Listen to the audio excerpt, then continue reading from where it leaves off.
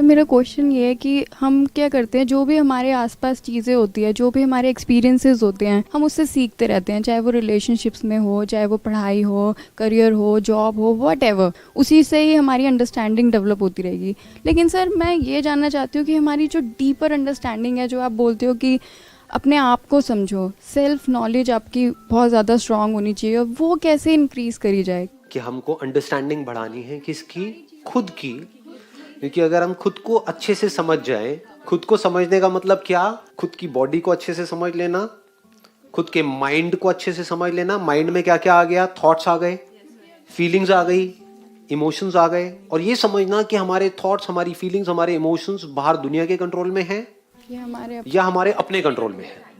दुनिया के कंट्रोल में है तब आप कुछ नहीं कर सकते। तब आप क्या करोगे? एक नाकाम कोशिश करोगे दुनिया को बदलने की, सामने वाले को चेंज करने की। और जितनी कोशिश करोगे उसको उतना ही गुस्सा आएगा, क्योंकि कोई बदलना नहीं चाहता। अब आपने जो बात कही है कि भाई हम अपनी लाइफ के एक्सपीरियंसेस से सीखते हैं, क्या हम एक्चुअल में सीखते हैं? या सीखते भी हैं तो क्या हम बहुत ही सुपरफिशियल तरीके से सीखते हैं या बहुत डीपली सीखते हैं? सर डीपली भी सीखे अगर, क्योंकि मेरे जितने फ्रेंड्स हैं वो भी, या मेरे रिलेशनशिप्स लगा लो फैमिली के साथ या किसी के भी साथ, वो बहुत अच्छे हैं। दैट मीन्स आपने रिलेशनशिप्स की पजल को सॉल्व कर लिया है। कैसे किया है? नॉलेज से ही सर, कि सामने वाले को पहले देखो। आपने एक वर्ड यूज किया, नॉलेज से। क्या आपने नॉलेज से अपनी रिलेशनशिप्स को ठीक किया या एक्सपीरियंस से? Experience plus knowledge. एक मिनट, इसको ध्यान से समझना। Knowledge is something which is there in books. क्या बुक्स को पढ़ के रिलेशनशिप्स ठीक होती हैं? नहीं। तो पहले हमको नॉलेज और एक्सपीरियंस में फर्क समझना है। तो आपने किससे सीखा? नॉलेज से नहीं सीखा, आपने मुझसे नहीं सीखा, आपने कहीं से पढ़ करके कुछ अपनी मेमोरी में फीड नहीं किया और उसको करने की कोशिश नहीं करी। आपने रिलेशनशिप में कुछ गलतियां करी, कुछ सही किया और दोनों से सीख लिया। तो आपको समझ आया कि कैसे बैलेंस मेंटेन करते हैं एक रिलेशनशिप में।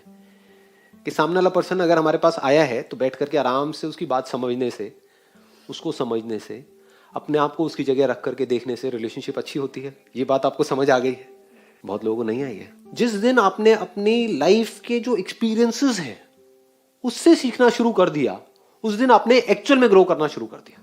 अच्छे और बुरे दोनों से ही। हर एक्सपीरियंस से, जो भी कुछ आपके साथ हो रहा है बाहर या आपके अपने अंदर माइंड में, उससे भी हम कुछ सीखते चले जा रहे हैं। तो लाइफ की कुछ बहुत बेसिक सी चीजें हैं जो लोग नहीं समझ पाते हैं। अगर वो समझने लग जाएं तो उसी को डीपर अंडरस्टैंडिंग बोलते हैं। तो अगर आप डीपली लाइफ को समझ करके अपनी रिलेशनशिप्स को ठीक कर सकते हो, तो डीपली लाइफ को समझ करके फाइनेंशियली भी अपने आप को स्टेबल कर सकते हो। वो आप कर चुके हो ऑलरेडी। सर मैं सीए कर रही हूँ और मैं साथ में अपना पार्ट टाइम काम भी करती हूँ, तो मैं कभी अपने पेरेंट्स से पैसे नहीं मांगती। इन द सेंस कि आप इंडिपेंडेंट हो फाइनेंशियली, राइट? तो फाइनेंशियली भी आपने अपनी लाइफ को अच्छे से बैलेंस कर लिया है, डिजाइन कर लिया है। हेल्थ को भी मैं योगा करती हूँ। डेली करते हो आप योगा, तो हेल्थ वाइज भी आपने अपनी लाइफ को बैलेंस कर लिया है। अगर हम अपनी हेल्थ को अच्छे से बैलेंस नहीं कर पा रहे हैं, which is more important than anything else in this world. सारी बातें आपको समझ आ गई लेकिन हेल्थ की धज्जियां उड़ी हुई है, क्या करोगे इन बातों का? तो जो आदमी अपनी हेल्थ को बैलेंस नहीं कर पा रहा, जो आदमी अपनी वेल्थ को बैलेंस नहीं कर पा रहा, पैसा तो चाहिए ना यहाँ पे सर्वाइव करने के लिए, नहीं चाहिए?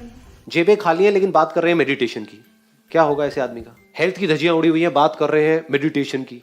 रिलेशनशिप्स निभाई नहीं जा रही है, बात कर रहे हैं खुशी की।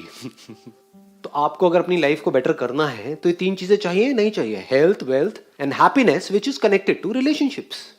ये तीनों चीजें कैसे बैलेंस होती हैं, वो आपके सामने एक लाइव एग्जाम्पल है। समझ से होती है और कैसे होती है? एक्सपीरियंस से होती है। हेल्थ में भी आपने कुछ गलतियां करी होगी, बहुत, उससे लेकिन सीख लिया। गलतियां सब करते हैं, गलतियां इन्होंने भी करी, मैंने भी करी, आपने भी करी, सबने करी। बट फर्क क्या है? जो अपने एक्सपीरियंस से नहीं सीख रहा है, अपने खराब एक्सपीरियंसेस से, वो उसी गलती को बार बार रिपीट करेगा। फिर उसको उसकी लत लग जाएगी, उसकी आदत लग जाएगी और फिर वो फंस जाएगा। लेकिन दूसरी तरफ से जो लर्नर्स होते हैं वो क्या करते हैं? गलती करते हैं, फटाफट से सीखते हैं, यानी कि कहीं पर हाथ गया, हाथ जला, सीख लेते हैं कि अब यहाँ पे दोबारा से हाथ नहीं लेकर के जाना है। इसको सीखना बोलते हैं। तो लाइफ का पहला जो स्टार्टिंग पॉइंट है वो है ये learning attitude, not memorising attitude. बचपन से ही हमको कैसा बना दिया गया है स्कूल में या घर पे, जो कहा गया उतना ही करो, अपना दिमाग मत लगाओ। दिमाग लगाना मतलब क्या? सीखना। किससे सीखना? किताब से सीखना। किताब में क्या है सीखने के लिए? Second hand knowledge. और जो उसको एक्वायर करके सोचते हैं कि मेरे को कुछ समझ आ गया, वो सब सेकेंड हैंड पीपल है। You need to ask this question to yourself. Do you want to be a second-hand person or an original person? What is an original person? Who is an original person? जो दुनिया को ज्ञान ना दे रहा हो, दुनिया को ना बोल रहा हो कि तू ये कर, तू वो कर, तू अपने आप को बदल, जो खुद को बदल रहा हो और कॉन्स्टेंटली बदल रहा हो, डेली बदल रहा हो, उसी को कहेंगे ना। तो अब पहले इसको अच्छे से समझ लेते हैं कि हेल्थ, वेल्थ और रिलेशनशिप्स, इन तीनों का बैलेंस हमको मेंटेन करना आना चाहिए। वो आपको कोई सिखा नहीं सकता है, कोई दुनिया की बुक नहीं सिखाएगी, मैं नहीं सिखाऊंगा, कोई नहीं सिखाएगा। कैसे सीखना है? खुद ही अपने एक्सपीरियंसेस से सीखना है। रिलेशनशिप्स में कुछ गलतियां करोगे, उससे सीखो, देखो क्या होता है क्या नहीं होता है, करते करते इसको बैलेंस करते चले जाओ। जब तक हमने ये बैलेंस नहीं किया, तब इसके अलावा हम कुछ भी बातें करते रहे, सब बकवास है, सुपरफिशियल लेवल की बातें हैं, वो सब एस्केप्स हैं। जो हमारी एक्चुअल प्रॉब्लम है वहां से हम भाग रहे हैं।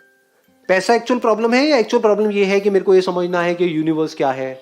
समझना मेरी इस बात को, पता लग भी गया तो करेगा क्या? हाँ ठीक है, ये है जी यूनिवर्स, ये है रियलिटी, ये है सच। अच्छा फिर देन व्हाट नेक्स्ट? पैसा तो फिर भी चाहिए। तो पैसा is a need, health is a need. अगर आप रिलेशनशिप्स में चले गए हो, यानी कि आप बेवकूफ हो, अगर समझदार हो तो रिलेशनशिप में जाओगे नहीं। लेकिन अगर मेरी तरह बेवकूफ हो और एक रिलेशनशिप में चले गए हो, तो यू नीड टू लर्न कि कैसे उस रिलेशनशिप को अच्छा बनाया जाए, कि उस रिलेशनशिप में से खुशी मिले मेरे को भी और जो उस रिलेशनशिप में है उसको भी। तो ऐसे अगर हम सीखते चले जाएं, देखो अब हम कैसे सीखने का लेवल बढ़ा सकते हैं। क्या इतना हमने सीखा है कि इस दुनिया में सब कुछ टेम्पररी है, कुछ भी टिकता नहीं है, ठहरता नहीं है? क्या आपको कॉन्ट्रडिक्शन नजर आती है लाइफ में? ये अंडरस्टैंडिंग गहरी होने का नतीजा है।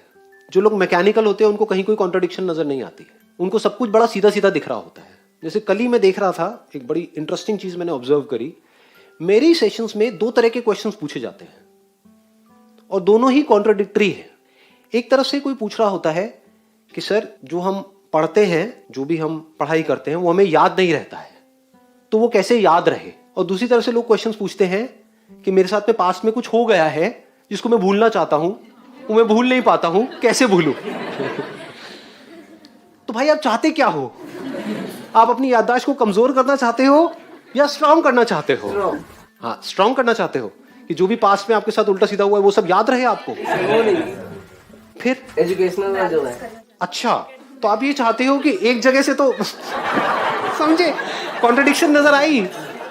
This is the sign of intelligence. जब आपको लाइफ में ऐसी कॉन्ट्रडिक्शन नजर आने लग जाए, तब आपको हंसी आने लग जाएगी लाइफ में। तब आप समझ जाओ अब आप सही ट्रैक पे बढ़ रहे हो। कितनी बड़ी कॉन्ट्रडिक्शन है। एक तरफ से आप चाहते हो कि मेरा ध्यान लगे, जिस काम में मैं चाहता हूं उस काम में मेरा ध्यान लग जाए। दूसरी तरफ से आप क्या चाहते हो कि ये जो अंदर चल रहा है वहां से ध्यान हट जाए। दोनों एक साथ कैसे हो सकता है? तो क्या ये जो भूलने वाली क्वालिटी है कि हम भूल जाते हैं, ये हमारे लिए अच्छी है या बुरी है? बाय नेचर हम कैसे हैं? मतलब हमको चीजें याद रहती हैं या हम भूल जाते हैं? सर वही चीजें याद रहती हैं जो हमने ध्यान से ध्यान से तो हमने पढ़ाई को भी देखा होता है, कुछ याद है क्या?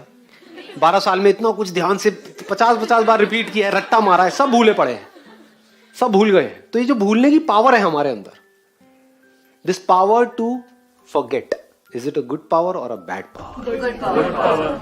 It is neither good nor bad. समझे? इसको अंडरस्टैंडिंग बोलते हैं। आप किसी के साथ रिलेशनशिप में हो और एकदम से भूल गए, सुबह उठे और एकदम सब भूल गए। कौन हो बहन जी? आप मेरे साथ में क्या कर रही हो? भूल गए। अच्छा है।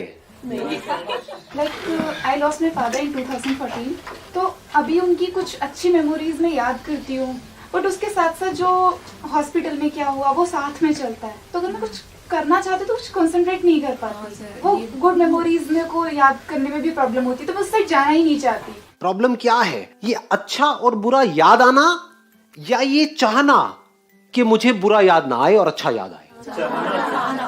हमारी ये चाहत ही गलत है।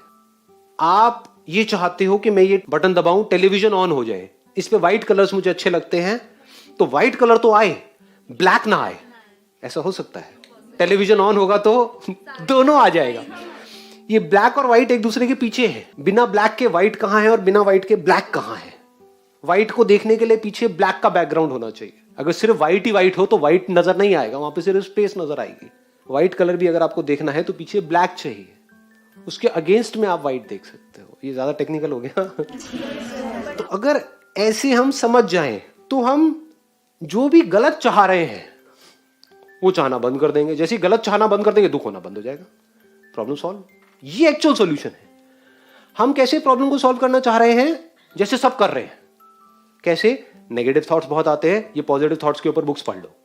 नेगेटिव थॉट्स बहुत आते हैं, घर वाले आकर के सलाह देंगे, अरे क्यों नेगेटिव सोच रहे हो, तू बड़ा नेगेटिव सोचती है। उनको बोला एक बार जरा अपने ब्रेन के अंदर झांक के दिखाना, मेरे को जरा दिखाना आपके ब्रेन के अंदर क्या क्या चलता है। सबकी ब्रेन के अंदर जो जो चल रहा होता है, आपकी, आपके घर वालों की, ऐसे लोग जिनकी आप बहुत रिस्पेक्ट करते हो, आपके फादर, आपकी मदर, आपके पेरेंट्स, कोई भी इंसान, उनकी ब्रेन में जो एक्चुअल में चल रहा होता है अंदर, जो वो सोच रहे होते हैं, अगर उसको टेलीकास्ट कर दिया जाए ना टीवी चैनल के ऊपर, अगले दिन सुसाइड करेंगे वो सारे के सारे। तो इससे क्या समझ आ रहा है? ब्रेन इज ब्रेन, सबकी एक जैसे काम करती है। और ब्रेन में ऐसा कोई तरीका नहीं है ये तो आए वो ना आए, या तो दोनों ही नहीं आएंगे। जैसे गहरी नींद में होता है, जब आप गहरी नींद में होते हो तो पिक्चर बंद हो जाती है। जैसे स्क्रीन बंद हो गई, ऑफ, दोनों ही गायब। पर उसके लिए हम तैयार नहीं है। कॉन्ट्रडिक्शन देख रहे हो? हम क्या चाहते हैं? सारी चीजें हमारे सब कुछ हमारे अकॉर्डिंग हो। यही सबसे बड़ा ट्रैप है। यही आपकी लाइफ की सारी प्रॉब्लम्स की जड़ है। मतलब अगर आप किसी के साथ रिलेशनशिप में हो तो उसकी जो अच्छी क्वालिटीज हैं वो तो आपको चाहिए, बुरी नहीं चाहिए। फंस गए ना? जबकि आप खुद भी, और यही प्रॉब्लम आपकी सिर्फ उसके साथ नहीं है, आपके खुद के साथ भी है, क्योंकि खुद को कभी हमने समझा नहीं है। खुद की भी अच्छी साइड्स को तो आप देखना चाहते हो, अपनी बुरी साइड्स को छुपा रहे होते हो। प्रॉब्लम क्या है? आपकी ब्रेन के अंदर उल्टी सीधी चीजें प्ले होती हैं, ये प्रॉब्लम है। या आप चाहते हो कि ये सीधी है, ये तो प्ले हो, ये उल्टी है, ये प्ले ना हो, ये है प्रॉब्लम। क्या ये चाहत प्रैक्टिकल है? हम इम्प्रैक्टिकली जीते हैं। अगर इसको एक वर्ड में सम अप किया जाए, हम इम्प्रैक्टिकल हैं। तो what is spirituality? What is self understanding? To be absolutely practical. Being practical means to see this world as it is. Being practical means ये समझ लेना गहराई से कि कहां पर एफर्ट करने की जरूरत है, कहां पर एफर्ट करने की कोई जरूरत नहीं है। इसको बोलते हैं समझदारी। बट मैं चाहती हूँ कि वो जो ये वाली चीज़ है ना कि ये पूरा यूनिवर्स क्यों है, मैं क्यों हूँ यहाँ, ये कैसे पता चलेगा sir? If you start looking at your self in the sense, जिसको भी आप मैं बोलते हो, क्या आप मुझसे अलग हो? अरे दिख रहा है, मतलब देखो इतना सिंपल है। अपीयरेंस के लेवल पे हम अलग हैं, एक्चुअल में इस मोमेंट में यहाँ पर जो भी कुछ है उसके बेस पर क्या हम एक दूसरे से अलग अलग हैं? तो सब सेम ही लगा। इसको और सिंपल वे में देखो, जो हमारा मटेरियल है, जिस मटेरियल के हम बने हुए हैं, वो सेम है या वो अलग अलग है? सेम है। This must be very clear. पानी सिमिलर नहीं है आपकी बॉडी का और मेरी बॉडी का, सेम है। वही ब्रेथ इधर आ रही है, वही ब्रेथ इधर आ रही है। It is same, it is not similar. जो स्पेस है इस बॉडी के अंदर और आपकी बॉडी के अंदर, वो सिमिलर है या सेम है? तो सब कुछ तो सेम है, अलग है क्या?